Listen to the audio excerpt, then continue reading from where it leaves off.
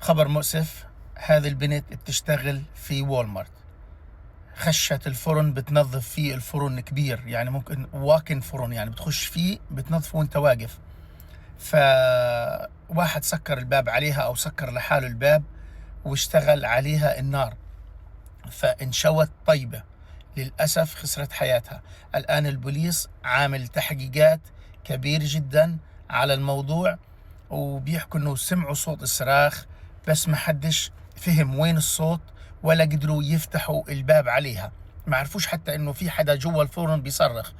بعد هيك لما اكتشفوا الموضوع اخلوا كل وولمارت وقالوا للناس اطلعوا. صارت الناس تجري فوق بعض، فكروا في طوارئ فطلعوا وسكروا الوولمارت. الآن مسكر طبعا الفرع هذاك، والبوليس قاعد شغال على التحقيقات، وأي إشي جديد راح بنقول لكم عليه. الله يرحمها مسكينة، راحت بسبب غلطة. السلام عليكم.